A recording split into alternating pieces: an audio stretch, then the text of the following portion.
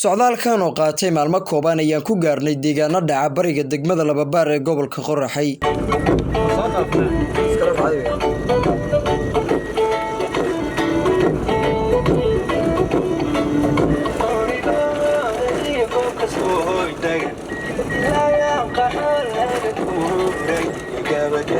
waa tahay 80 kilomitir oo ka soo soconay guracaal gobolka Galgaduud ee Soomaaliya waxaan ku soo gaarnay hadda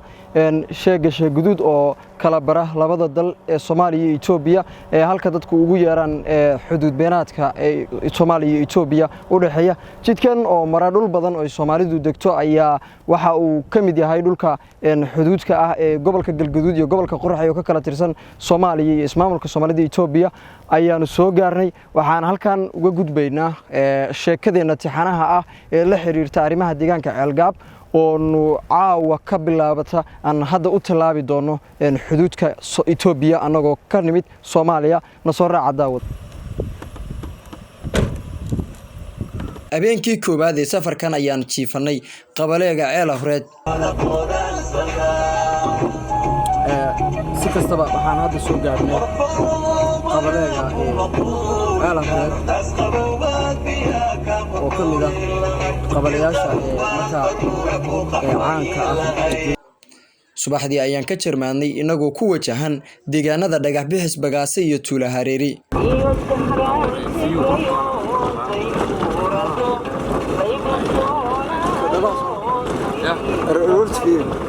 intaan dhabaha sii haynay kolba waxaa naga hor imaanayay dad habqankoodu ku jeeysan yahay Soomaaliya si ay u helaan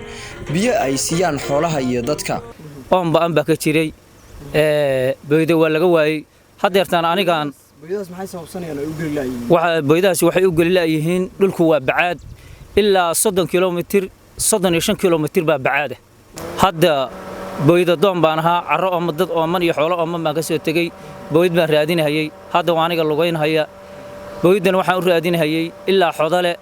waa aniga lugaynaya haddaan gaari kale inaan sii qabsado hadii kalena ilaa xodale aan lu ku galo hadii Ilaahay yiraahdo. deegaanada dhagax bixis bagaasay tuula hareeri iyo hareeri jiile oo kamid ah deegaanada aan safarkan ku gaarnay ayaa dadweynuhu waxa ay noo sheegeen in ay ka jirto xaalad nololeed taa oo ay ka ugu tahay biyo la'aanta. qabaleega bagaasay oo kamid ah qabalayaasha dhaca bariga degmada Lababaar ayaa dadku noo xaqiijiyeen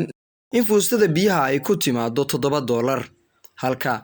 mararka qaar ba la waayo sida ay noo sheegeen dhibaato ka jirta bacaadka deegaanka wadooyinka saameeyay oo aysan booyaduhu soo gali karin. waa Faas Ismaan Abdulahi deegaanka aan joogo waa bagaasay waxa ka jira waa oon rafaadka ka jira waa abaaro iyo oon iyo rafaad oo dad iyo dunyaba haysta. hadda ilaa waqtigan aan taagano xaadirka wax aan biyihii ilmaha aan ku qabsado ma haysto. deegaankan bagaasay laga cabaa baco iyo baagag iyo baraagaba intaba wax qoyan oo hadda biyo ku jiraan ma laha. teer iyo shalay caagadan la wareegayay ilaa waqtigan hadda caagadii meelan u qaado waa qool ahay dunyadii oo geedka ku qoloftay iyo ilmihii ayaguna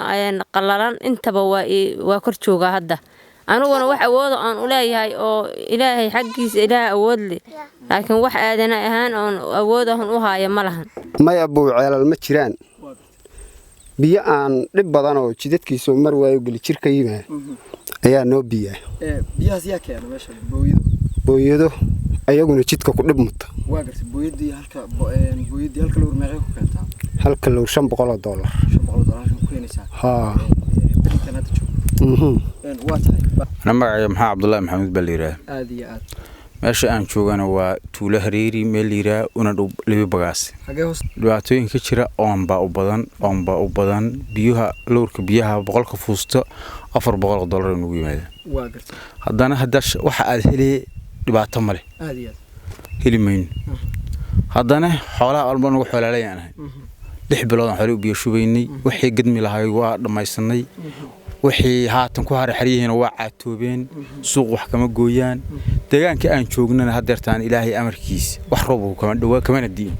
sidoo kale dadka deegaanada hareeri jiile iyo tuula hareeri oo iyaguna aan booqashada ku gaarnay ayaa iyana noo xaqiijiyay in halkaasi ay ka jirto xaalado nololeed oo ay ugu horeyso biyo la'aanta. meelaha qaar waxaad ku arkaysaa bacal la qoday xilli roobaadkii ka oo biyo lagu dhigtay balse hadda maran oo nabaad guur u keeni karto daaqsinta xoolaha iyo sidoo kale deegaamaysiga. gabalgaabkii ayaan u soo rawaxnay qabaleega Qooroweyne oo inooga beegan 20 kiiloomitir dhanka bari.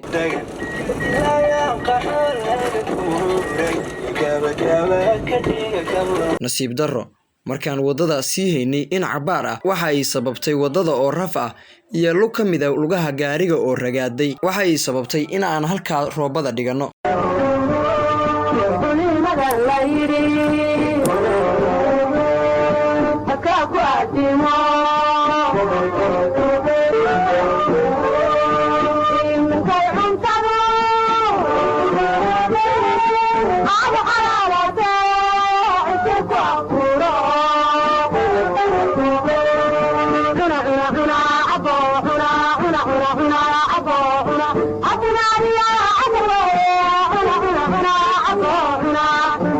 بعد الأفر نسيب وناك دتك ديجان كونو سو baxay waxaan meesha ka saarnay bacaadkii gaariga haystay waxaan ku sii jeednaa qabalayaasha bari ee Qooroweyne dhagax buur cadaad laba galle iyo balidhiig.